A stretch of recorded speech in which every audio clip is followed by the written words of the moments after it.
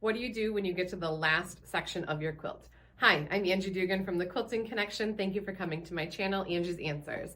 I am working on a project right now. I'm getting towards the bottom, so I wanted to show you some tips and tricks for sealing up that bottom edge, how I like to do that. So I do need to roll my quilt forward down here on these roller bars. That's where my gears are on this end. So I've lifted up the two latches that hold into those gears. Then I'm gonna come back here and I'm gonna roll up my quilt top. Sometimes if you have a busier fabric, one of the things I like to do is take a straight pin and find the bottom part of the previous row. This pattern does have a pretty deep interlock, so I'm just making sure that I'm gonna be able to reach this next loop. So I'm gonna go ahead and keep rolling this forward, and I'm paying attention to where this pin is. I want that to be just a couple inches from this bar. Let me loosen that up just a little bit. This backing fabric roller is just a little tighter, so I just kind of help relax that a little bit. So that's where I should stop because my pin is right here. I'm a couple inches from that bar. That's where I should stop rolling, but the end of my quilt is right here. So one of the things that I like to do is as soon as I can see that zipper or the edge of the quilt, the bottom edge of the quilt top, I'm not gonna stop here and quilt 2 more rows and then deal with that bottom edge. I'm gonna ignore this. So I'm gonna take this pin back out of here and I'm gonna keep rolling until I can see the bottom edge of my quilt top in my throat space here, and I can reach my machine just below the bottom edge of that quilt top. I find that the more quilt that I leave unquilted, the easier it is for me to square up this bottom edge. So if I would have quilted 2 more rows and then dealt with this, it would have been a lot harder for me to get this bottom edge square. So now I need to find the end of my zipper and unzip this. Get my canvas out of the way, pull my batting so my batting's nice and flat. Then I'm gonna take the pins out that are holding my zipper on there.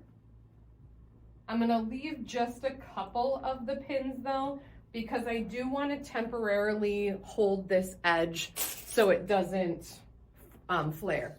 So I'm gonna take my zipper out of the way. Then I'm gonna find my center and I'm gonna put 1 safety pin in the center. Then I just wanna feel underneath again to make sure that feels nice and smooth. And then I'm just kind of eyeballing where my straight line is here to get 1 pin in this corner and 1 pin in this corner. That just helps me prevent any flare. Let me take my safety pin off of there because I don't need that anymore. So now what I'm gonna do is I'm gonna baste this bottom edge, but I'm gonna bring you in a little closer so you can see what I'm talking about. So I need to find on my bottom edge, is it higher in the middle? Is it lower in my corners? I need to check that. So I bring my machine to the middle here. On my Pro Stitcher, I have that horizontal channel lock. If you don't have a computer system, if you go back and watch my basting video, you can use a manual channel lock. So this needs to go down there around one of the wheels on the machine head if you don't have a computer channel lock. So I've got my horizontal channel lock on. Then I'm gonna do a dry run. So I'm gonna push from the middle over towards this corner, and that's actually pretty close. There's a little bit more fabric below the edge of my glide foot here, so I can take this pin out and I can just move that quilt up just that little bit and then repin that back in place. So that's actually really close. Then if I come this way from my middle this way, I'm actually in my batting over here.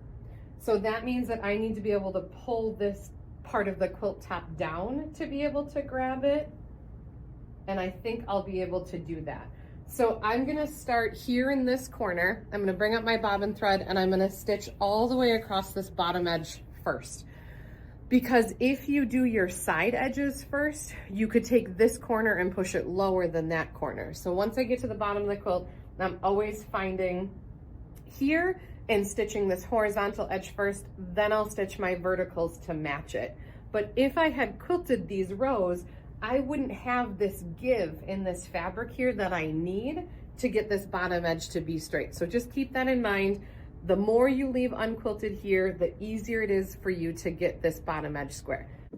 Okay, so I took my pin out. I'm going to do a single stitch right here to bring my bobbin thread up in this corner. Then I'm going to do a little wiggle to lock that in place. Then I'm going to start stitching this way. When I get to this seam, I go back and forth over that seam to make sure that's held.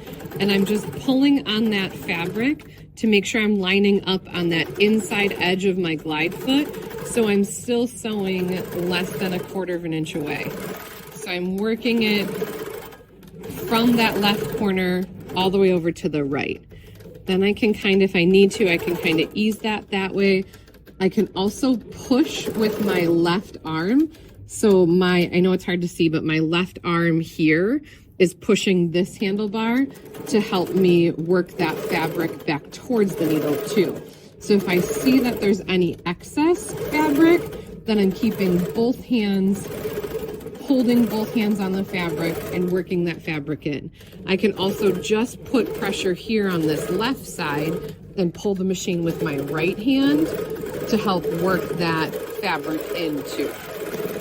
I'm gonna take this pin out, then same thing when I get to the seam, we're gonna go back and forth across that a couple times, and then I'm just gonna go back and forth in my corner to secure that. So I'm gonna pause here.